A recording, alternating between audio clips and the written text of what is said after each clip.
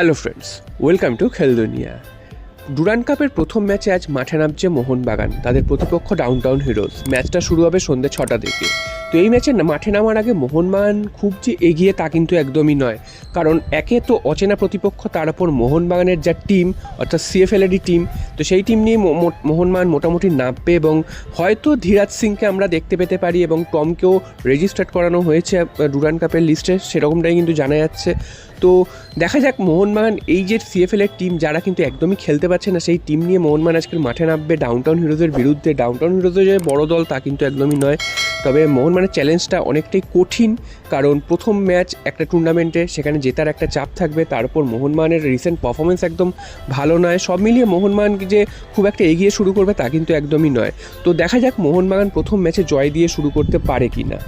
এরপর চলে আসি ট্রান্সফার আপডেটে। তো গতকাল রাত্রিরে একটা নিউজ বেরিয়ে এসেছে, সেটা হচ্ছে কেরালার সাথে মোহনবাগানের যে সোয়াপ ডিলটার কথা বলা হচ্ছিল এতদিন ধরে, সেই ব্যাপারে কিন্তু একটা কথা শোনা যাচ্ছে। সেখানে হচ্ছে প্রীতম কোটালকে মোহনবাগানে দিয়ে দেবে কেরালা ব্লাস্টার্স। তার পরিবর্তে কিন্তু কেরালা ব্লাস্টার্স শর্ত রেখেছে, সেই শর্তটা হচ্ছে 2জন মিনিমাম ডিফেন্ডারকে ছাড়তে হবে।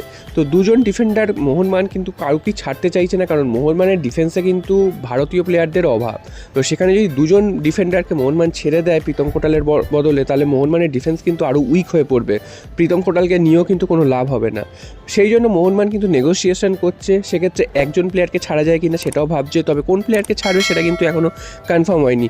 বেশ বিভিন্ন নাম কিন্তু উঠে আসছে, তবে সেগুলোর এখনও একটাও কনফার্ম হয়নি। তবে কেরালা ব্লাস্টার্স কিন্তু প্রীতম কোটালকে ছাড়ার জন্য এই শর্তটাই রেখেছে। দেখা যাক মোহনবাগান অন্য কোনো নেগোসিয়েশনে যায় কি না।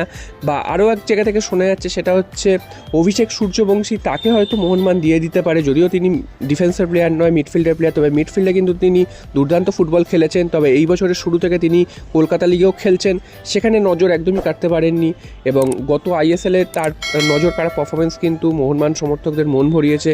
তো এই প্লেয়ারটির বদলে যদি প্রীতম কোটালকে নিয়ে আসা হয়, সেরকমও কিন্তু একটা কিছু কিছু জায়গায় শোনা যাচ্ছে। যদিও এগুলো একটাও কনফার্ম নিউজ নয় যে এদেরকেই ছেড়ে দেবে, তবে কেরালা ব্লাস্টার্স যেই শর্তটা রেখেছে এটা কিন্তু একদম কনফার্ম যে 2জন ডিফেন্ডারকে মিনিমাম তারা চাইছে।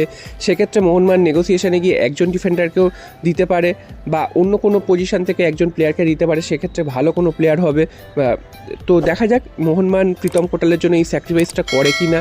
এবং এই নিউজটা কিন্তু জানিয়েছে খেলনাও থেকে জানানো হয়েছে। এবং তোমাদের কি মনে হয়, মোহনবাগান ডিফেন্সে 2জন প্লেয়ারকে কি ছাড়া উচিত প্রীতম কোটালের জন্য, নাকি অভিষেক সূর্যবংশীর মতন প্লেয়ারকে ছাড়া উচিত? সেটা কিন্তু তোমরা অবশ্যই কমেন্ট বক্সে জানিও।